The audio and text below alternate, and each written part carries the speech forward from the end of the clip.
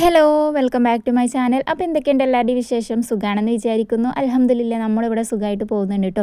നേരമൊക്കെ ഇതാ വെളുത്തിങ്ങനെ വരുന്നേ ഉള്ളൂ കേട്ടോ. ഇപ്പോൾ ടൈം ഒരു 6:15 6:20 ആ ഒരു ടൈം ആയിട്ടുള്ളൂ.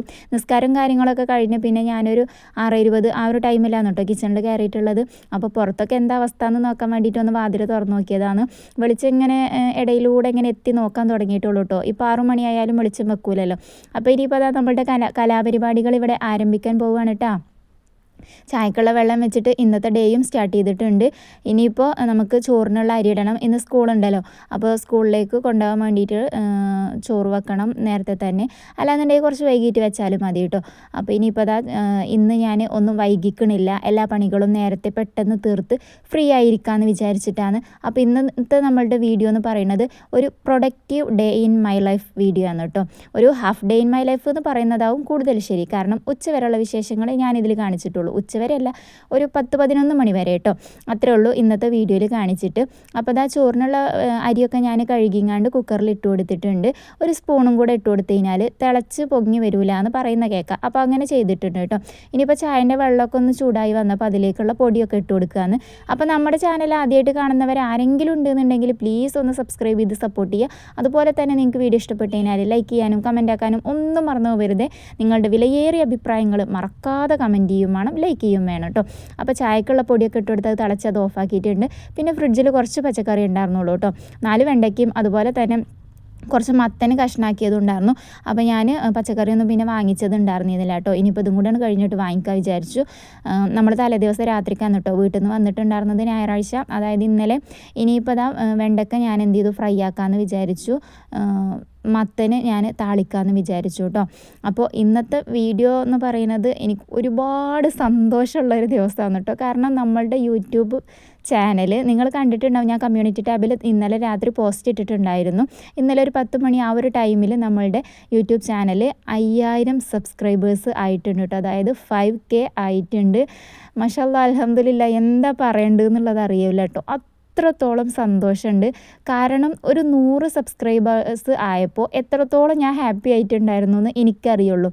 ആ എൻ്റെ പിറകെ ഇപ്പോൾ 5000 പേരുണ്ട് എന്ന് പറയുമ്പോൾ, എൻ്റെ വീഡിയോ കാണുന്നവർ, എന്നെ സപ്പോർട്ട് ചെയ്യുന്നവർ 5000 പേര് എന്ന് പറയുന്നത് അതൊരു ചെറിയൊരു സംഖ്യ അല്ല കേട്ടോ. വലിയ വലിയ യൂട്യൂബേഴ്സിനെ വെച്ച് നോക്കുമ്പോൾ അതൊരു ചെറിയ സംഖ്യ ആയിരിക്കും, പക്ഷേ എന്നെ സംബന്ധിച്ചിട്ട് അത് വലിയൊരു സംഖ്യ തന്നെയാണ് കേട്ടോ. 5000 പേര് നമ്മളുടെ സബ്സ്ക്രൈബേഴ്സായിട്ട് വന്നു എന്ന് പറയുമ്പോൾ ഇതുവരെ നിങ്ങൾ തന്ന സപ്പോർട്ടിനും സ്നേഹത്തിനും ഒരുപാട് നന്ദിയുണ്ട് കേട്ടോ. ഇനിയും ഇവിടുന്ന് അങ്ങോട്ടും നിങ്ങളുടെ സപ്പോർട്ടും സ്നേഹവും എല്ലാം വേണം കേട്ടോ. നിങ്ങളുടെ ലൈക്കും കമൻറ്റും, നിങ്ങളുടെ ഓരോ കമൻറ്റിനും നിങ്ങളെ ഞാൻ മടുപ്പിക്കാതെ കമൻറ്റിന് റിപ്ലൈ തരുന്നത് അതുകൊണ്ടാണ് കേട്ടോ. കാരണം ഇത്രയും കഷ്ടപ്പെട്ട് നിങ്ങൾ കമൻറ്റ് ചെയ്തിട്ട് അതിനൊരു റിപ്ലൈ തരുന്നില്ല എന്ന് പറയുമ്പോൾ നാളെ നിങ്ങൾക്ക് കമൻറ്റ് ചെയ്യാൻ തോന്നില്ല.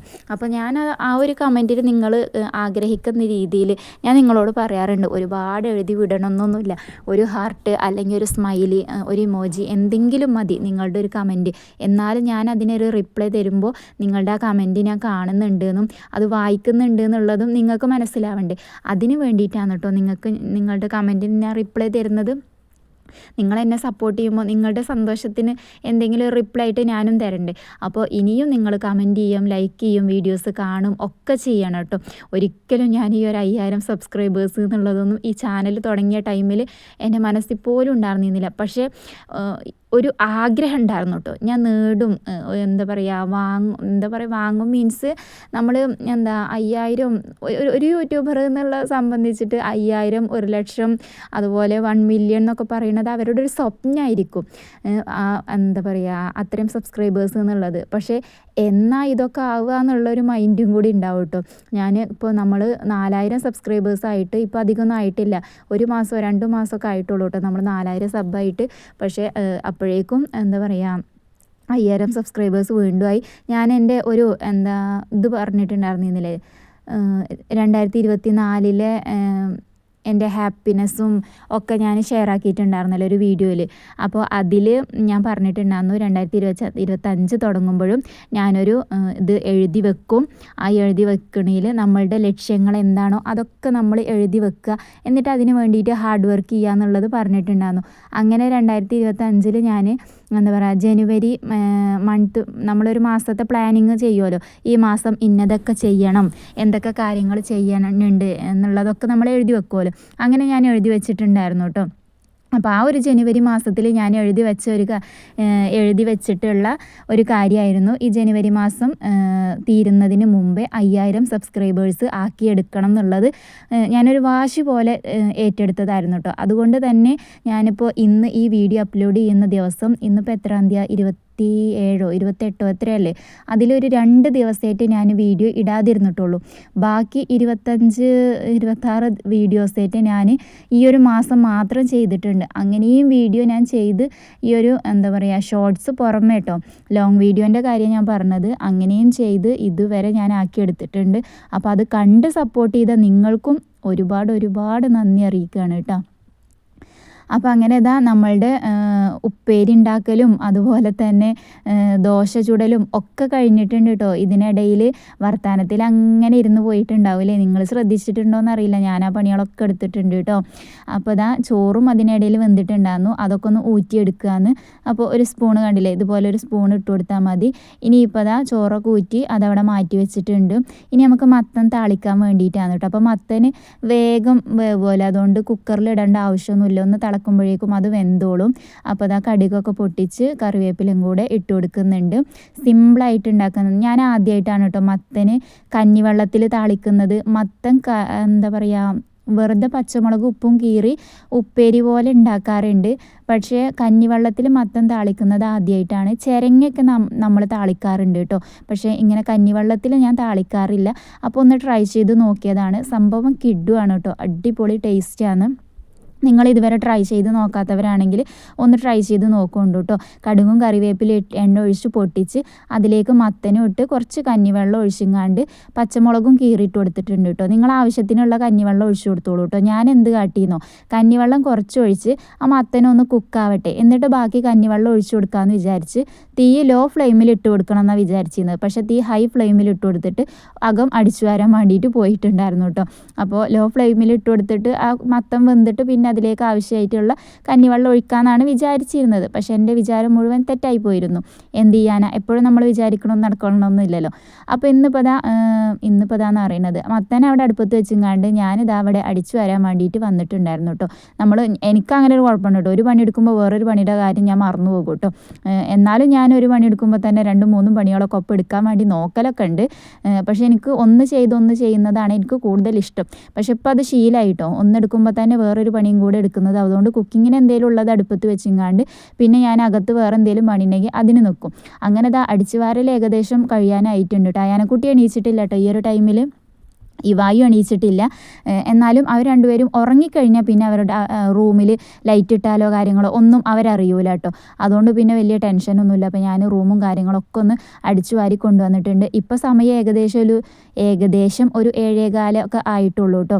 അപ്പോൾ അത് ആ ചട്ടി മാറ്റിക്കണ്ടില്ലേ, മത്തനൊന്ന് അടിക്ക് പിടിച്ചിട്ടുണ്ടായിരുന്നു കേട്ടോ. പക്ഷേ ആ ഒരു അടിക്ക് പിടിച്ചതിൻ്റെ ആ ഒരു സ്മെല്ലോ ഫ്ലേവറോ ഒന്നുമില്ല കേട്ടോ. ഞാൻ അതിൻ്റെ മുകൾ മാത്രം അതൊന്ന് കോരി മാറ്റി മറ്റേ ചട്ടിയിലേക്ക് ഇട്ട് കൊടുത്തിട്ടുണ്ട്.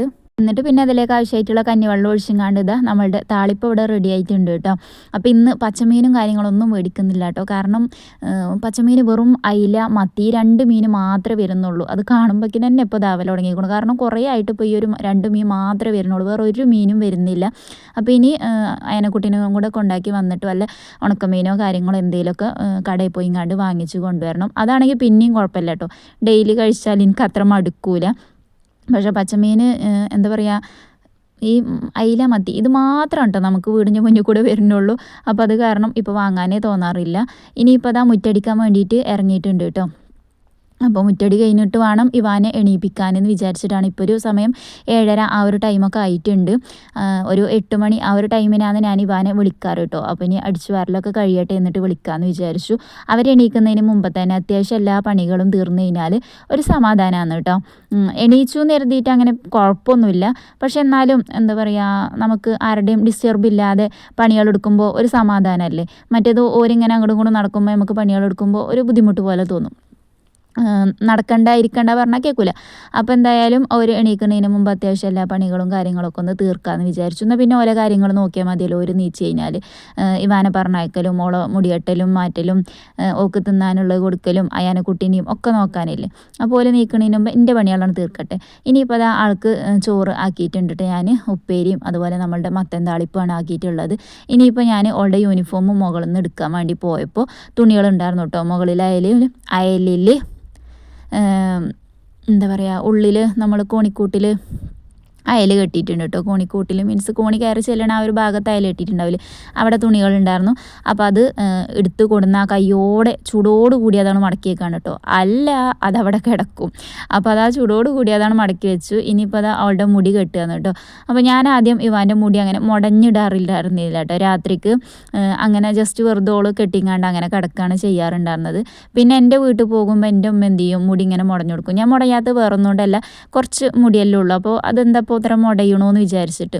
പക്ഷെ ഉമ്മ മുടി കെട്ടി കൊടുത്തിട്ട് പിന്നെ പിറ്റേ ദിവസം രാവിലെ എണീച്ച് വന്നപ്പോൾ ഓള് മുടിയിലൊരു കെട്ടുമില്ല. മുടി മുടഞ്ഞിട്ട് കടന്നതിനാൽ കെട്ടുണ്ടാവില്ലല്ലോ.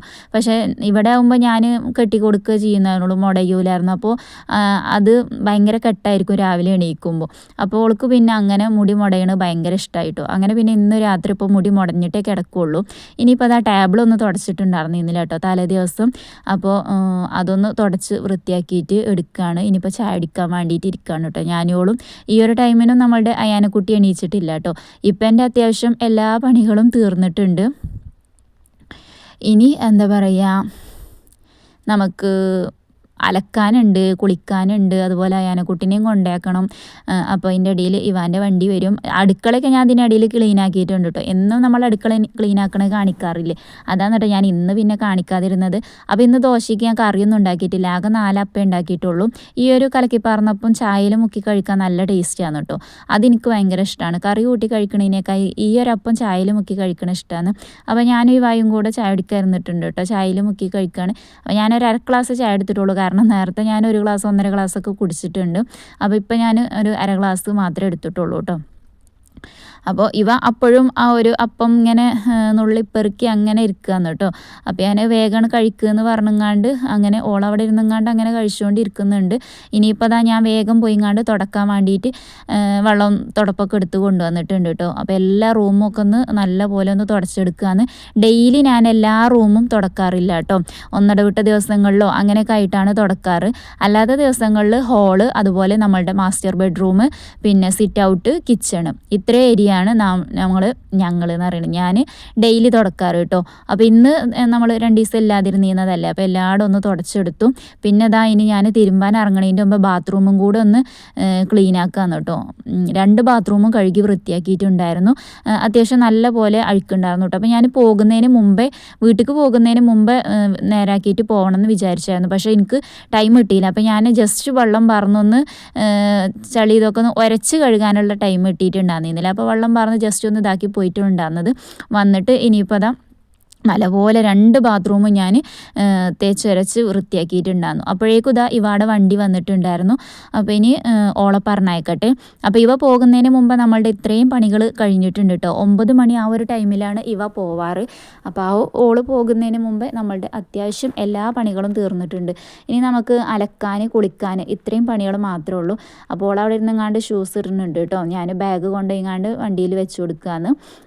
ഇനി ഓള് പോയി. ഇനിയിപ്പോൾ അയാനക്കുട്ടി ഇപ്പോൾ ഈ ഒരു ടൈമിലൊക്കെ അയാനക്കുട്ടി എണീച്ചിട്ടുണ്ട് കേട്ടോ. ഇവ പോകാനായപ്പോഴേക്കും അപ്പോൾ ഓളെ പറഞ്ഞയച്ചങ്ങാണ്ട് പിന്നെ ഞാൻ അകത്തേക്ക് വന്ന് ഇനി വാഷ് ബേസ് ഏരിയയും കൂടെ കഴുകാനുണ്ടായിരുന്നു കേട്ടോ. അപ്പോൾ അതും കൂടെ ഒന്ന് വീട്ടിൽ നിന്ന് വന്നു കഴിഞ്ഞാൽ പിന്നെ എല്ലായിടും ഒന്ന്, അതിനിപ്പോൾ 1 ദിവസത്തിനാണ് 2 ദിവസത്തിനാണെന്നുണ്ടെങ്കിലും എല്ലായിടും ഒന്ന് കയ്യെത്തിയിട്ടില്ല എന്നുണ്ടെങ്കിൽ ഒരു സമാധാനക്കേടാണ് കേട്ടോ. കാര്യമായിട്ട് ഞാൻ ഇങ്ങനത്തെ ചെറിയ ടൂത്ത് ബ്രഷ് ഉണ്ടല്ലോ, അത് വെച്ചിട്ടാണ് കേട്ടോ ഇങ്ങനെയുള്ള ഭാഗങ്ങളൊക്കെ ഉരച്ച് കഴുകാറ്. എന്നെന്താ അറിയുക, നമ്മളുടെ കൈ വെച്ച് വലിയ ബ്രഷ് കൊണ്ടൊക്കെ ഉരതുമ്പോൾ എന്താ ചെറിയ ഗ്യാപ്പുകൾ ഉണ്ടാവില്ല, അത് കൂടെ ഒന്നും എത്താത്ത പോലെ എനിക്ക് തോന്നും. അത് ഇങ്ങനത്തെയാണെന്നുണ്ടെങ്കിൽ നല്ല യൂസ്ഫുള്ളാണ് കേട്ടോ. അപ്പോൾ ഞാൻ അത് വെച്ചിങ്ങാണ്ട് നല്ലപോലെ ഉരച്ചെടുക്കുന്നുണ്ട്. കാരണം എന്താണെന്ന് വെച്ച് കഴിഞ്ഞാൽ നമുക്ക് കുഴൽക്കിണർത്തെ വെള്ളമല്ലേ, അപ്പോൾ നമ്മൾ പോകുന്ന ടൈമിൽ വെള്ളം അതിൽ നിൽക്കുന്നുണ്ടാകും. തിരിച്ചു വരുമ്പോഴേക്കും ചിലപ്പോൾ അത് അവിടെ ഇരുന്ന് കറയാവും. അപ്പോൾ ആ കറ അതിൽ പിടിക്കുന്നതിന് മുമ്പേ അതെപ്പോഴെപ്പോഴും ഇങ്ങനെ ഉരച്ച് കഴുകി കളയണം കേട്ടോ. അപ്പോൾ അതും കഴിഞ്ഞിട്ടുണ്ട്. ഇനിയിപ്പോൾ എന്നും മെഷീനിലാണോ അലക്കാറ്, കല്ലിൽ അലക്കാറില്ലേ എന്ന് ചോദിച്ചിട്ടുണ്ടായിരുന്നു.